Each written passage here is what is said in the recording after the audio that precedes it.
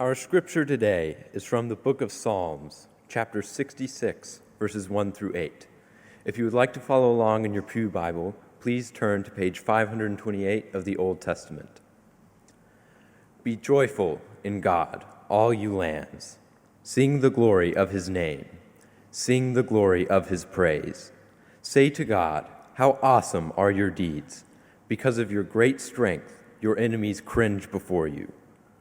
All the earth bows down before you, sings to you, sings out your name. Come now and see the works of God, how wonderful he is in doing toward all people. He turned the sea into dry land, so that they went through the water on foot, and there we rejoiced in him. In his might he rules forever. His eyes keep watch over the nations. Let no rebel rise up against him. Bless our God. Bless our people. Make the voice of his praise to be heard, who holds our souls in life and will not allow our feet to slip. This is the word of the Lord. Amen. One of the interesting hallmarks of my past ministry was that it was 30 minutes away from a small Christian university and seminary where I was friends with many of the professors. And from time to time, I would receive a phone call that started this way: Jared, there is a student. Now, usually that started a conversation about a student who was struggling, maybe not academically, but spiritually. Struggling with whether or not there was God, or if God was present, or if God was listening, or whether or not they can hold faith and doubt together. And oftentimes these professors knew exactly how to answer the students' theological or philosophical questions. They were just concerned that they would be in a church community with spiritual guidance that would actually walk with them in those difficulties. Being friends with some of these professors meant I received that phone call, Jared, there's a student, which I did take with a great deal of joy, and I thought it was a wonderful compliment to their thinking about me. But it also meant that there was some heavy lifting to do from time to time. One time I received a phone call that said, Jared, there's a student. He's sharp, but he's lazy. He's got a strange sense of humor. He's not really interested in much of what we're doing here. Can you please see him? I said, sure enough. So they sent the student up to me, and he drove the 30 minutes, and he sat down in my study. He was wearing a black T-shirt, 2 sizes too small, oversized cargo shorts, and black low-top Chuck Taylors with no socks. He wore a black hat with a straight bill cocked up on his head. And I began to ask him about what was going on inside of him. And he used a word that I think is all too familiar to today's culture. He says, I'm apathetic. I uttered this Latin word under my breath, akadia.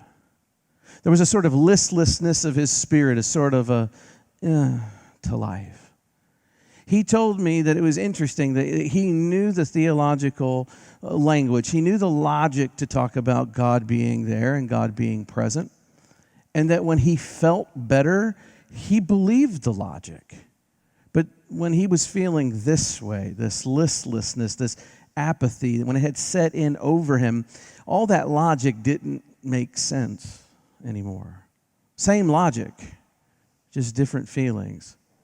Isn't it interesting how feelings can actually become larger than logic in our minds?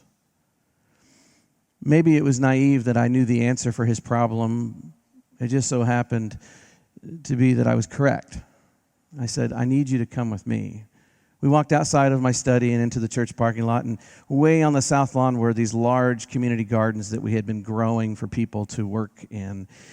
It was my conviction that it would be really important for Christians to reacquaint themselves with the process of growing something to eat. All the relationships you have to enter into to make something to eat. In fact, you don't make anything, do you? You only help nurture a process along.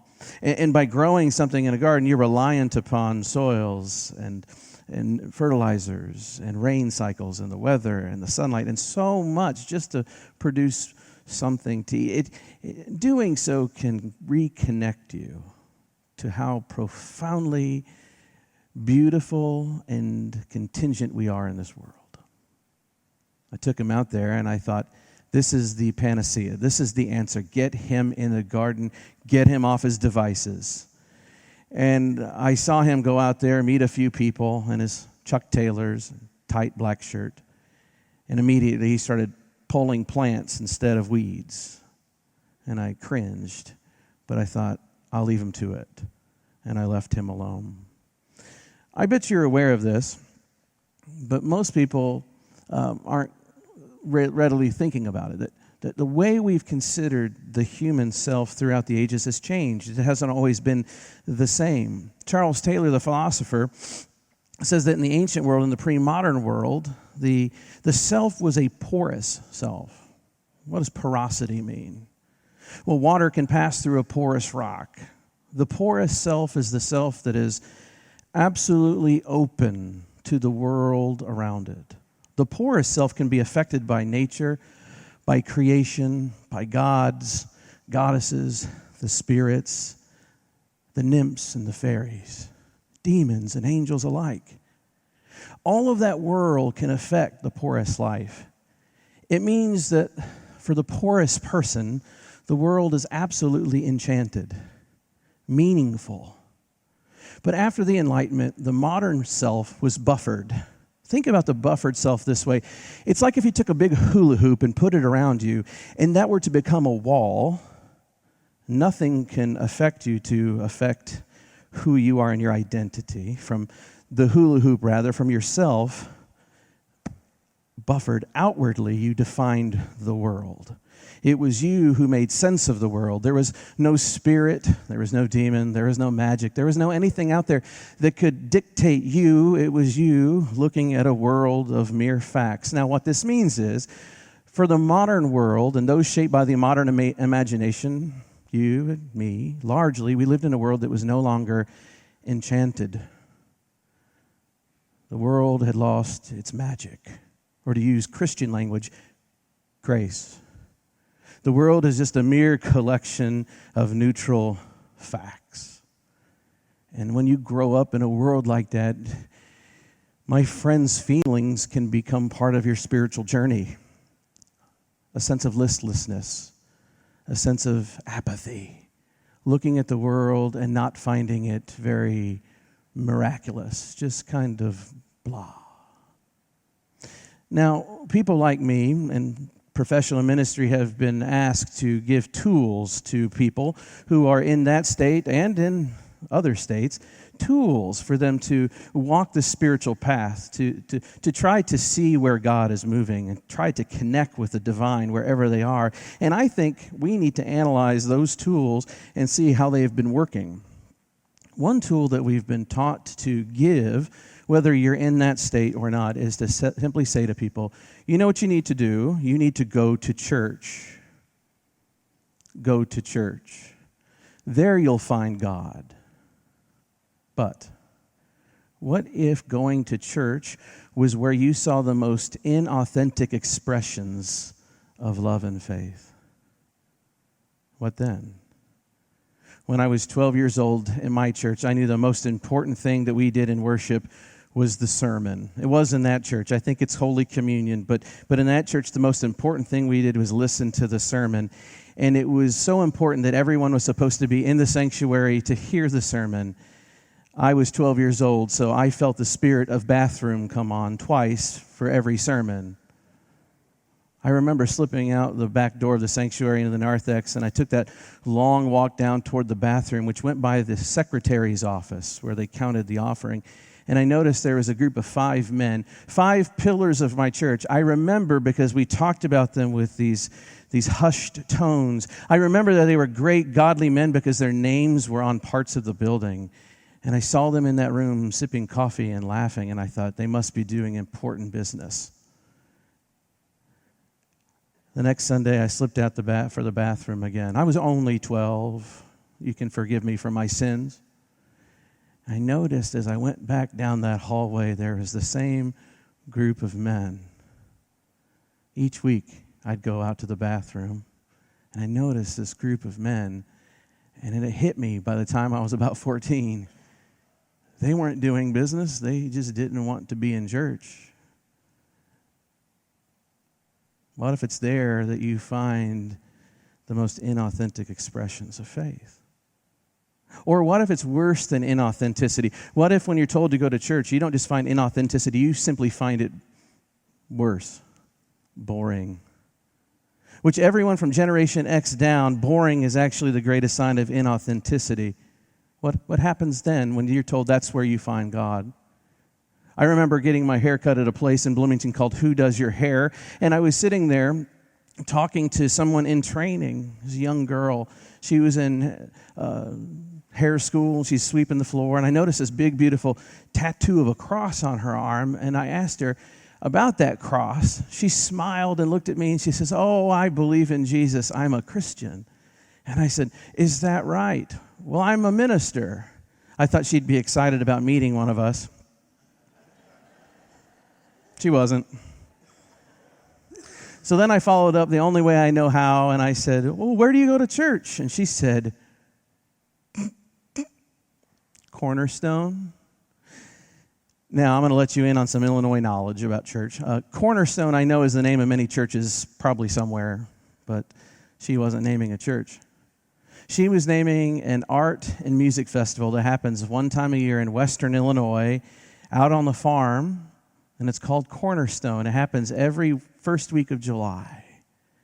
I said, "What do you mean you go to Cornerstone?" She goes, "Well, I don't think church is very interesting, so I just go there, and that's where I get all that I need." I thought, oh my, one time a year. She must have a heavy reservoir to fill up, carry through the year. There are other tools that we give people for when they're looking for that connection with God and maybe struggling to find it. One I was given a lot when I was growing up was daily devotional time. Have quiet time, some people call it. I remember I was struggling one point in time, and someone said to me, "Have you been having your quiet time?" And you know what I thought in my mind? Is that really all there is? Do I live in a world that is like divinity-less?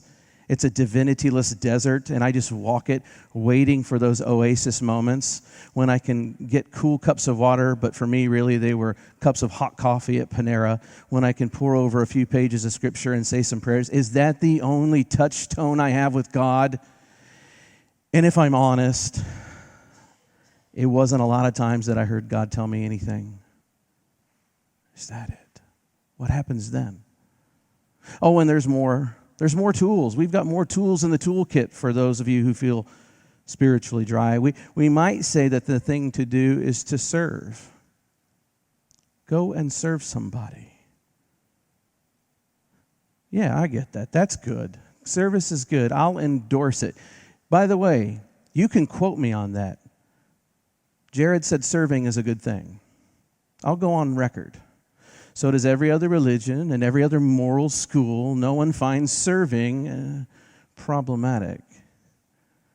But what when it becomes a duty binding thing rather than a divinity binding thing? Friends, quite simply, for many, and I hope not for you, but for so many in our world, the world lacks enchantment of any kind. Even if you want to say the word grace or simply God-givenness. For many of us, we lack the amazement that there is something here rather than nothing here. There might as well be nothing, but there's something, and that ought to astonish us. But for many of us, we are not astonished. We want to be. In church, if you have any gift to offer this world, it is that astonishment. If you have any gift to offer a world that's apathetic, it is enchantment, it is grace, it is mysterious beauty, it is ineffable love. And the world is hungry for it.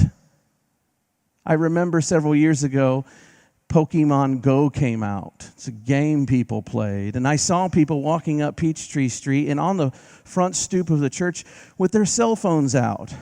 They're navigating the ordinary world, which, let me assure you, is anything but ordinary. It's extraordinary that it exists.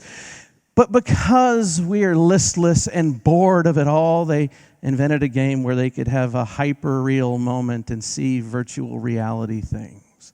The world wants what you have to offer. I believe that at the heart of our faith lies poetry. And it is in poems like Reed read this morning, poems like this psalm, where we see this poetry and we find that the cosmos is dripping with the inexhaustible and mysterious glory of God. Psalm 66, verse 3. Say to God, how awesome are your deeds! Because of your great power, your enemies cringe before you. You do not have to go anywhere to find God's presence, church. Don't you know that you are always already present to God? Look at verse 7. There we rejoiced in him who rules by his might forever, whose eyes keep watch on the nations. We are always already present to God. What the psalmist would have us do is learn and relearn to see the world properly as given and graced by God, as a sign of God. But seeing this way is difficult because we have beaten our souls into banal and boorish buffoonery that allows us to see the world not with delight, but as a consumable item, or to ignore it, or to scoff at it. Learning to see means that we see it all of creation, from the cosmos to the common birds, as a gift, teeming with meaning inherent to itself and beyond itself. Now, if you want reason to go to church and to have a quiet time and to serve, this is it. Church isn't just a place of worship or fellowship, but it is school for the soul, teaching us how to see the world rightly, how to discern God's presence all around us. Friends, the Christian imagination teaches us to see the world differently than the world sees it. We're called to see it as given by God, inhabited by God, and made to be a sanctuary for God. We have one of the most glorious sanctuaries I've ever had the opportunity of worshiping in. I don't have to argue that to you. But it reminds me of that great Old Testament scholar, Margaret Barker. She says that the pattern of the temple in the Old Testament, the way it was built, was according to the pattern of the creation story. And the point is that the meaning of the temple and the meaning of the creation story are largely the same. They overlap. When you think about that temple, you think of that great holy of holies, the place where God lives amidst his people. Well, that's the story of creation. Creation was meant to be a temple for God. In short, friends, the way the psalmist and the way the Old Testament writers and the way the book of Revelation makes it, the entire world around you is to be a sanctuary with altars abiding everywhere. All the world is a sanctuary. You don't have to go anywhere to get a glimpse of God's goodness. God is always near. You know, I let my friend work in that garden for about 3 weeks. I usually went out there after him to replant the things he pulled. Something in the garden got a hold of him. One day I went out there. He came up to me in the heat of the day. I said, "Hey, how you doing, bud?" And he goes, "Oh my gosh," he's real manic. "Oh my gosh, I can tell you, I'm probably not saying this right, but I mean, it's God, catching his breath.